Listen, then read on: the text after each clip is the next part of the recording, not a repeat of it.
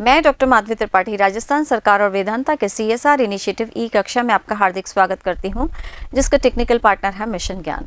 बच्चों, आज का हमारा ग्रामर का टॉपिक है मॉडल्स, जिसका आज हम पार्ट 2 ले रहे हैं, जिसमें हम उन मॉडल्स के बारे में बात करेंगे जो कमांड्स के लिए यूज़ किए जाते हैं। साथ ही साथ हम मे और माइट के बारे में स्पेशल रेफरेंस में पढ़ेंगे। अब समझते हैं कि मॉडल्स होते क्या हैं।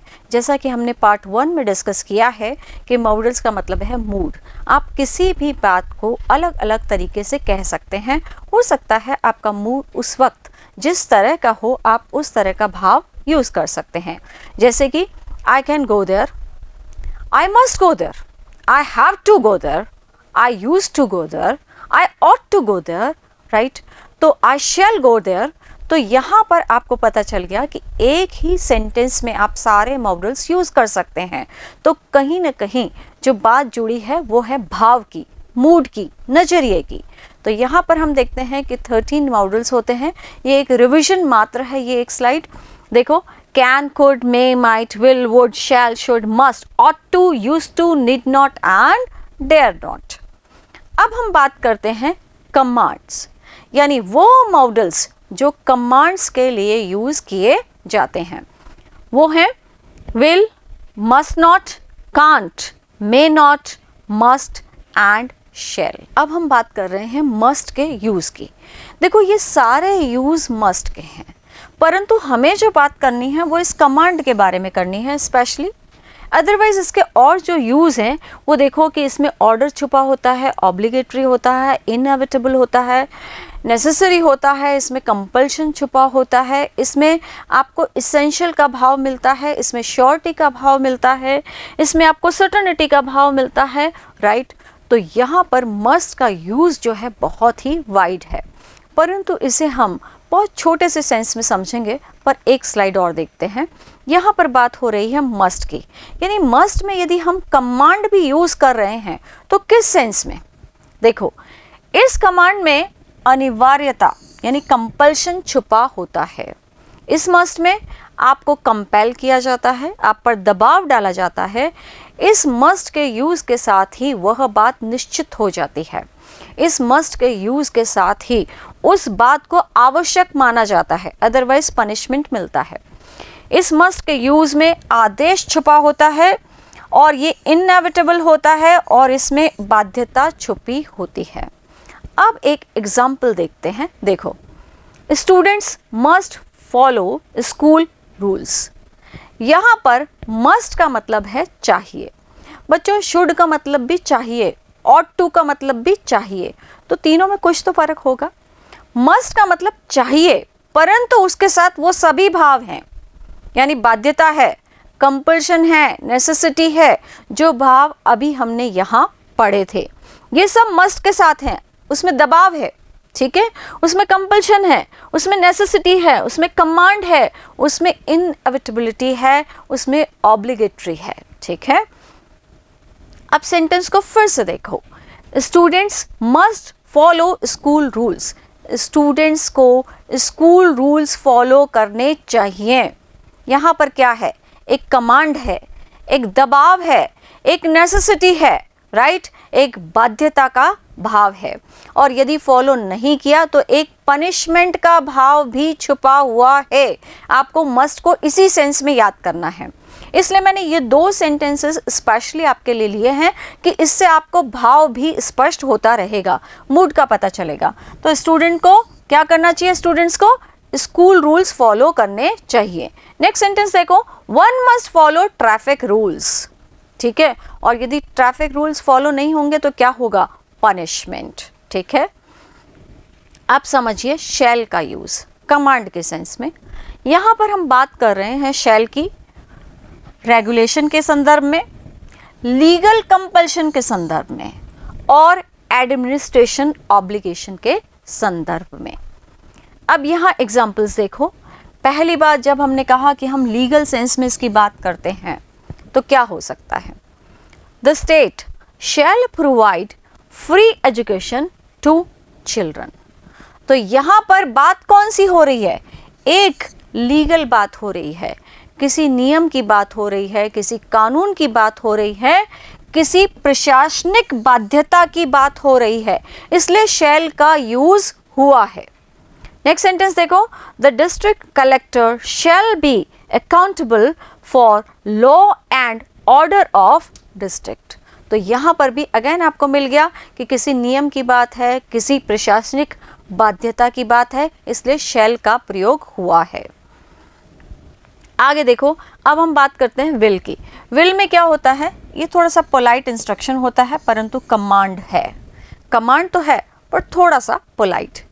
कैसे कि ये विनम्र निर्देश या आदेश कहलाता है। You will reach office tomorrow sharp eight 5 o'clock। तो यहाँ पर आपको एक आदेश तो दिया गया है, परंतु धमकाने के स्वभाव में नहीं है। ठीक है, यदि यहाँ पर मस्ट होता तो भाव एकदम अलग हो जाता। विल का मतलब है थोड़ा सा विनम्र, मतलब आपको समझा भी दिया गया है और आदेश भी दे दिया गया है। आगे देखो, नेगेटिव कमांड्स। यहाँ पर मस्ट नॉट की बात हो रही है। मस्ट का मतलब क्या था, चाहिए। ठीक है, अब हम बात करते हैं प्रोहिबिशन यानी निषेध यानी मनाही। There is no parking, so you must not park your vehicle here।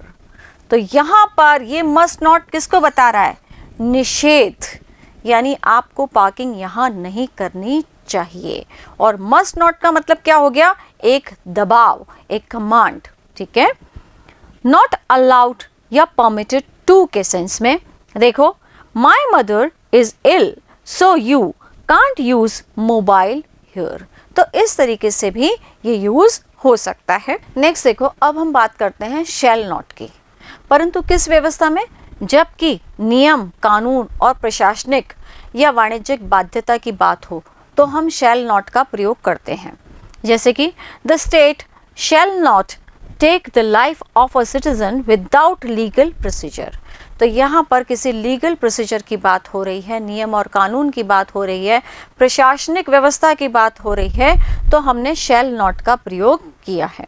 ऐसे ही companies shall not keep the shareholders money without paying due interest. तो यहाँ पर बात हो रही है कमर्शियल, तो हमने शैल नॉट का प्रयोग किया है। साथ ही साथ देखो, she shall not play here again. तो यहाँ पर भी बाध्यता की बात हो रही है। नेक्स्ट देखो, अब हम बात कर रहे हैं मे नॉट की। एग्जाम्पल देखो, students may not bring mobile phones into the examination centre. तो यहाँ पर भी एक लीगल बात है, इसलिए हमने मे नॉट का प्रयोग किया है। अब आगे देखते हैं मे। मे का मतलब क्या होता है। मे के 3 सेंस आपको समझने होंगे। मे का मतलब होता है एक तो परमिशन, एक होता है आपको कोई विशेस मिलती है तो भी आप मे का यूज करते हैं, और एक यूज होता है पॉसिबिलिटी का। ऐसे ही माइट का यूज भी पॉसिबिलिटी में होता है, परंतु पास्ट पॉसिबिलिटी भी और रिमोट पॉसिबिलिटी के सेंस में होता है। अब इन्हें हम डिटेल में देखते हैं। यहाँ देखो, मे का यूज टू एक्सप्रेस परमिशन, परंतु परमिशन कैसी, बहुत फॉर्मल परमिशन। जब हमने कैन का यूज पढ़ा था तो इनफॉर्मल परमिशन थी, और यहाँ पर फॉर्मल परमिशन की बात हो रही है। देखो कैसे, मे आई कम इन, यहाँ पर आप किसी से परमिशन लेते हैं, और ये सेंटेंस तो आप बहुत ज़्यादा यूज करते हैं अपने क्लासरूम में, तो क्या है वो बहुत ज़्यादा औपचारिक परमिशन है, मे आई कम इन। ठीक है, नेक्स्ट देखो, मे आई हेल्प यू मैडम। तो यहाँ पर भी आप एक औपचारिक परमिशन ले रहे हैं। You may buy some toys if you want. तो यहाँ पर भी परमिशन की बात हुई है। अगला देखो, टू एक्सप्रेस पॉसिबिलिटी। अब यहाँ पर पॉसिबिलिटी कैसी है कि एक स्टूडेंट बहुत ज़्यादा इंटेलिजेंट है तो वो पास होगा, ही मे पास, परंतु एक स्टूडेंट बहुत ज़्यादा इंटेलिजेंट है तो क्या वो फेल होगा, हो भी सकता है, कोई सर्कमस्टांसेस हो जाए, तो ही माइट फेल।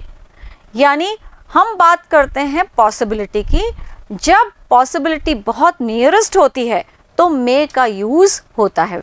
जैसे कि भाई बाहर बादल हैं तो बारिश होगी, राइट, परंतु अभी हम बैठे बैठे दिसंबर जनवरी में कह दें कि बारिश होगी, तो वो क्या है, माइट। ठीक है, तो अब यहाँ देखो, ही मे कम टुडे, तो यहाँ पर पॉसिबिलिटी बताई जा रही है। There are clouds, it may rain today. ठीक है, if you work hard you may pass. ध्यान रखिए कि कंडीशनल सेंटेंसेस आपको बहुत अच्छी तरीके से ध्यान रखने चाहिए, समझने चाहिए, क्योंकि एग्जाम्स में ज़्यादातर आ जाते हैं। तो if you work hard you may pass. आगे देखो, अब टू एक्सप्रेस पर्पस यानी उद्देश्य को बताने के लिए, we walk so that we may live a fit life. तो यहाँ पे क्या है, पर्पस बताया जा रहा है, इसलिए मे का यूज हुआ है। Work hard so that you may get good marks in English. तो यहाँ पर भी पर्पस शो हो रहा है, इसलिए हमने मे का यूज किया है।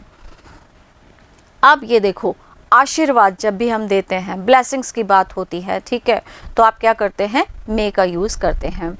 जैसे कि may God bless you, may you live long, may his soul rest in peace. तो यहाँ पर मे का जो भाव है वो इच्छा, आशीर्वाद, अभिलाषा और प्रार्थना का होता है। तो मे का यूज़ मुझे लगता है आपको बहुत अच्छे से समझ में आया होगा कि आप एक जब भी बात करते हैं इच्छा, आशीर्वाद, अभिलाषा और प्रार्थना की तो मे का यूज़ करते हैं। जब भी आप बात करते हैं फॉर्मल परमिशन की तो मे का यूज़ करते हैं। जब भी आप बात करते हैं किसी पर्पस की तो भी मे का यूज़ करते हैं। नेक्स्ट देखो, माइट। माइट का मतलब होता है रिमोट पॉसिबिलिटी, यानी बहुत दूर की संभावना। साथ ही साथ ये मे का पास्ट फॉर्म है। अब यहाँ देखो, to express remote possibility, permission, purpose and hope in past time, यानी संभावना, अनुमति और उद्देश्य परंतु भूतकाल के संदर्भ में। अब एग्जाम्पल देखो, ही is very intelligent, he might fail. तो यहाँ पर वो क्या है, बहुत इंटेलिजेंट है, तो उसके फेल होने की संभावना क्या है, बहुत दूर की संभावना है, इसलिए हमने माइट का प्रयोग किया। परंतु यदि ये सेंटेंस ऐसे होता, he is very intelligent, he dash pass, तो हम क्या लिखते, ही मे पास। ठीक है, नेक्स्ट देखो, there are no clouds, it might rain today. तो यहां पर हमने क्या कहा है, नो क्लाउड्स, तो माइट का यूज होगा। नेक्स्ट सेंटेंस देखो, in the month of December it might rain. तो यहां पर कौन सा मंथ है, दिसंबर का, बारिश का टाइम है क्या, नहीं, तो हमने माइट का यूज किया है।